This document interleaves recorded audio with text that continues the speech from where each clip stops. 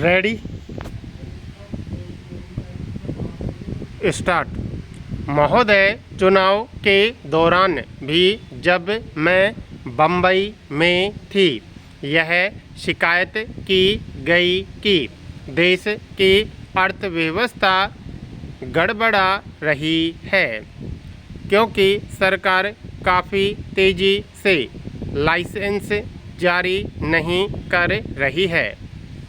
इसलिए स्पष्टतः यह शिकायत तथाकथित विशाल गठबंधन द्वारा चुनाव से पहले, उसके दौरान और उसके बाद के समय में हमें बदनाम करने के अभियान का अंश थी।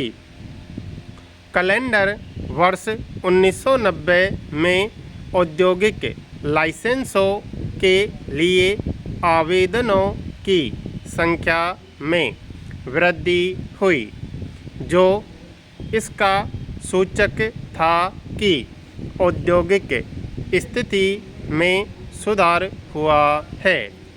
ऐसा होना ही चाहिए था। 1990 के बाद जबकि एकाधिकार और प्रतिबंधित व्यापार कानून लागू हुआ, सरकार को ऐसी नीतियों और प्रक्रियाओं का निर्धारण करना पड़ा जिससे उक्त कानून और औद्योगिक लाइसेंस प्रणाली के बीच संतुलन स्थापित हो सके।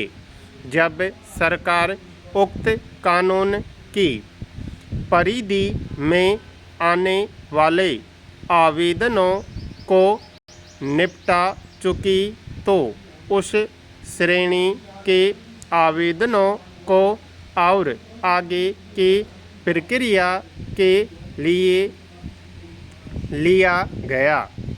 चुनाव से ठीक पहले सरकार ने लाइसेंस देने के मामले में जिन औपचारिकताओं और प्रक्रियाओं का पालन किया, वे ठीक वैसी ही थीं जिनका परिपालन पहले से ही किया जा रहा था। और जैसा कि मैंने कहा, इन लाइसेंसों के मामले में किसी भी स्वीकृत नीति अथवा जांच परख के सामान्य मापदंडों में कोई भी छूट नहीं दी गई। अन्य संशोधनों के अंतर्गत शेष बैंकों, विदेशी व्यापार, बड़े तथा बुनियादी उद्योगों आदि के राष्ट्रीयकरण की जरूरत पर जोर दिया गया है। गत वर्ष मैंने इन तथा राष्ट्रीयकरण संबंधी ऐसी ही अन्य मांगों के बारे में सरकार के दृष्टिकोण को स्पष्ट किया था। सरकार राष्ट्रीयकरण से भयभीत नहीं है, फिर भी वह राष्ट्रीयकरण को अपने आप में ही एक पूर्ण ध्येय नहीं मानती।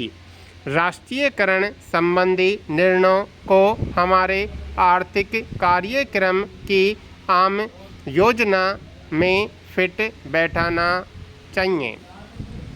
सरकार जिस दिशा की ओर बढ़ना चाहती है, वह बिल्कुल स्पष्ट है।